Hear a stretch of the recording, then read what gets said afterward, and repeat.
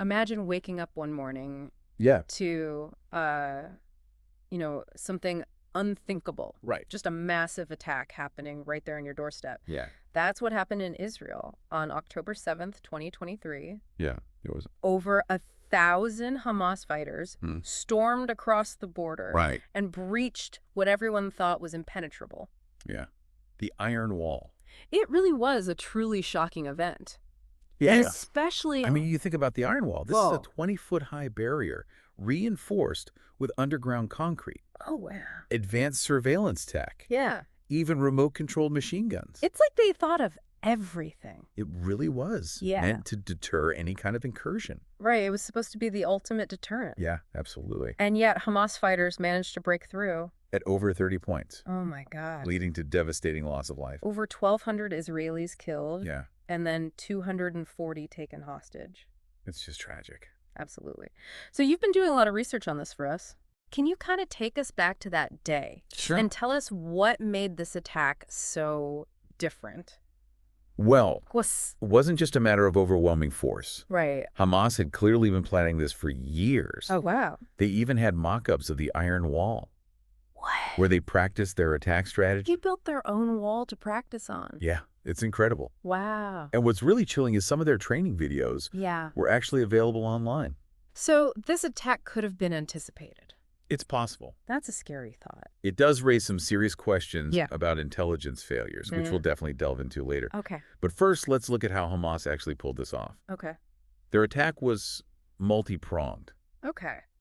They didn't just rely on brute force. Right. They used a combination of rockets, ground forces, and even surprisingly paragliders. Paragliders. Yeah. Seriously. Yeah. What tactical advantage did those provide? It was a really clever move, actually. Okay. Paragliders allowed them to fly silently over the border, Right. bypassing radar systems designed to detect heavier aircraft. So they were under the radar, literally. Exactly. Yeah. They landed right in the heart of Israeli communities, Okay. adding to the chaos and confusion.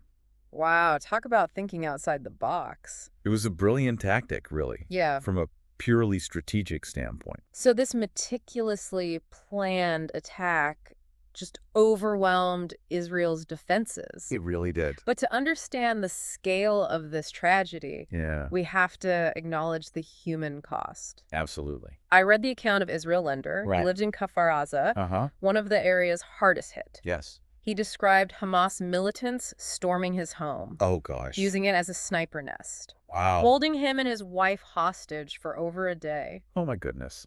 They witnessed their neighbors being murdered.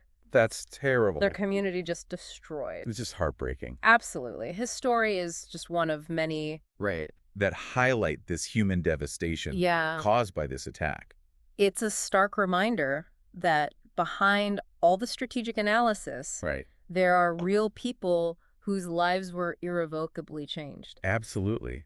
It's just heartbreaking. It is. So knowing what we know now, how did Hamas manage to breach this supposedly impenetrable barrier at so many points? Well, what specific weaknesses did they exploit?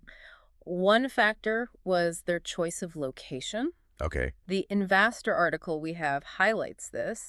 They focused on areas where the terrain was more favorable. Okay. Places where the wall dipped. Right. Or where there were natural obstacles that provided cover. So they really understood the geography. They really did their homework. Yeah. So they were strategic in their targeting. Absolutely. Not just relying on these random assaults. What else contributed to their success? Well, Hamas also exploited vulnerabilities in the wall's design. Okay. In some areas, they used explosives to create breaches. While in others, they relied on tools like cutting torches and ropes. Okay. And remember those underground concrete reinforcements? Yeah. Well, Hamas had been digging tunnels for years. Really? Learning how to circumvent those obstacles. Wow. So this wasn't just a spontaneous attack. No, not at all. This was a long game. Years in the making. It was years in the making. It makes it even more unsettling. It does. Yeah, it raises so many questions about how Israel's intelligence apparatus failed to anticipate and prevent such a well-planned assault. Exactly. And that's what we're going to talk about next. Yeah, absolutely. It's a very complex issue with a lot of factors at play. Okay, well, let's take a quick break. Sure. And then we'll come back and dive into those intelligence failures. That sounds good. So it's chilling to realize that this attack, it wasn't just a matter of Hamas. Right.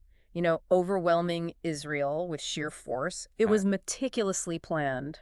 Absolutely. Years in the making. Years in the making. Which brings us to what might be the most disturbing part of this story. Yeah. The intelligence failures. Right. How could this attack with all the planning have slipped through the cracks? Well, that's the million-dollar question, isn't it? It is. And the answer is really complex. Okay. We know from our sources that Israeli intelligence had received reports suggesting a large-scale attack was possible. So there were whispers. There were whispers. Intercepted communication. Intercepted communication. Even those public training videos? Right. All of that was out there. Wow.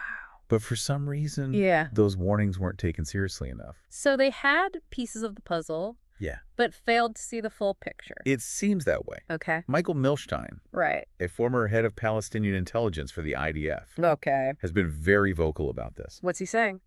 He argues there was a fundamental misjudgment of Hamas's capabilities and intentions. So what they were capable of and what they actually wanted to do. Exactly. Wow. The prevailing assumption seems to have been that Hamas wouldn't dare attempt something this bold, something this risky. Because it seems like such a suicide mission. It does, right? So a degree of arrogance, perhaps? Perhaps. A belief that the iron wall was simply too strong, too intimidating. It's possible. And that brings us to the concept of the wall of false security. Right. While the iron wall was this formidable physical barrier, it may have inadvertently fostered a sense of complacency. Right. A belief that it would be enough to deter any serious threat. Wow. This, in turn, could have led to downplaying intelligence warnings and a lack of preparedness for an attack of this magnitude. That's a fascinating point. Yeah. Because it suggests that sometimes the very things we build to protect ourselves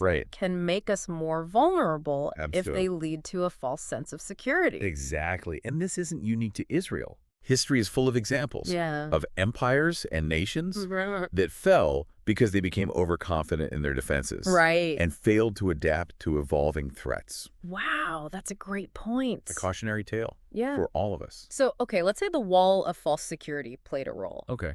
But surely there were other factors at play here. Yeah. Other intelligence failures that contributed to this tragedy. Absolutely. One critical issue seems to have been a lack of effective information sharing and analysis. So they had the information, but they weren't really doing anything with it. It appears that different branches of the intelligence community may have had fragments of information, but they weren't effectively communicating or collaborating. So like a classic silo problem. Yeah. Each agency working in isolation. Not connecting the dots. Exactly. If there had been better coordination and a more holistic approach to intelligence analysis, perhaps the warning signs would have been more apparent. So that raises another question. Okay. Even if the intelligence had been perfect, would Israel have been able to respond effectively? That's debatable. Okay. The speed and audacity of the attack, combined with the element of surprise, would have posed a significant challenge for any defense force. However, better preparation and a more flexible response strategy could have potentially mitigated some of the damage. It's a sobering thought.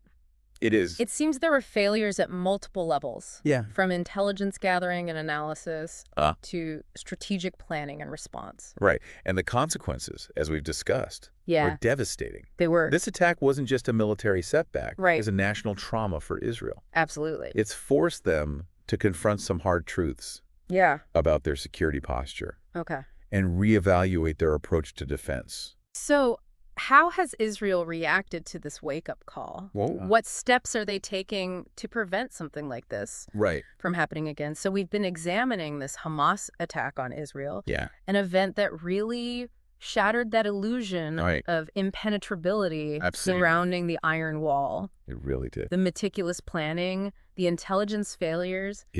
It's all pretty heavy stuff. It is. But as we always say on the deep dive, it's by understanding these events that we can learn and adapt and hopefully prevent similar tragedies in the future. Absolutely. I completely agree. So let's dive into those lessons. Okay. Where do we even begin unpacking this? Well, one of the most glaring takeaways is the danger of complacency. Okay. Israel had invested heavily in the Iron Wall. Right. And there was this sense that it provided an almost absolute guarantee of safety. Right. It's that idea of the wall of false security we discussed earlier. Yeah, believing that a physical barrier, no matter how advanced, could solve all their security concerns. Exactly. And that mindset can be incredibly dangerous. Right. It can lead to a lack of vigilance. Okay. A failure to adapt to evolving threats. So Hamas recognized this. They did. And exploited it. They exploited it ruthlessly. Wow. They didn't let the wall intimidate them. Right. They studied it, they found its weaknesses, and they planned their attack accordingly. So lesson 1 is clear. Yeah. Never underestimate your adversary. Right. Always assume they're learning. Absolutely. Adapting, looking for ways to outmaneuver you. Exactly. And closely related to that is the importance of challenging assumptions. Okay. Israeli intelligence received reports hinting at a possible large-scale attack. Right.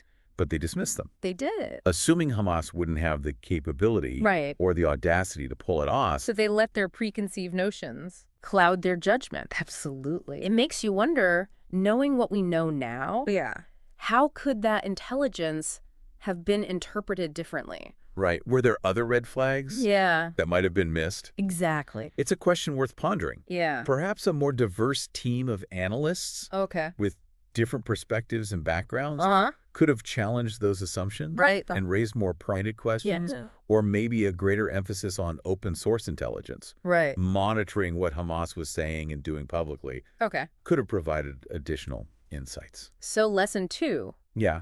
Don't be afraid to question what you think you know. Right. Actively seek out diverse perspectives, challenge your biases, absolutely, and be open to the possibility that you might be wrong. It's so important. Yeah, and that brings us to another critical point. Okay.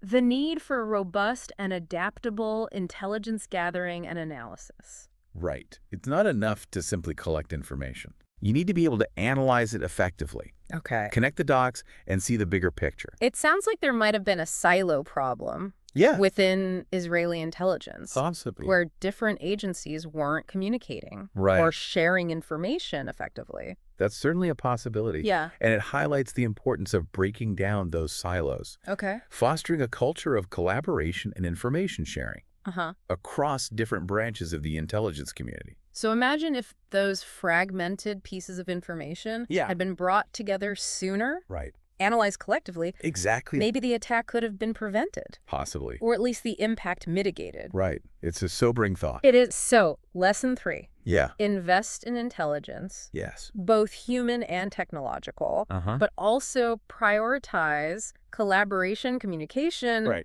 and a culture of critical thinking. Absolutely. Within your intelligence agencies. What's the sense? Okay, now, beyond the intelligence failures. Yeah. I think this attack also underscores the evolving nature of warfare. Right. The battlefield is no longer confined to a physical space. Yeah, it's increasingly fluid. Right. Unpredictable and intertwined with technology and information. Right.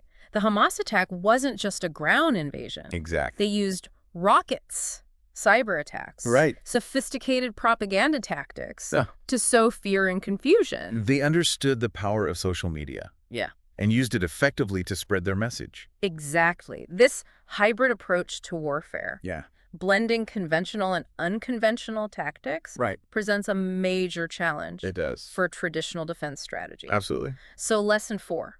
Okay. Adapt to the changing nature of warfare. Right. Don't just focus on physical defenses. Yeah.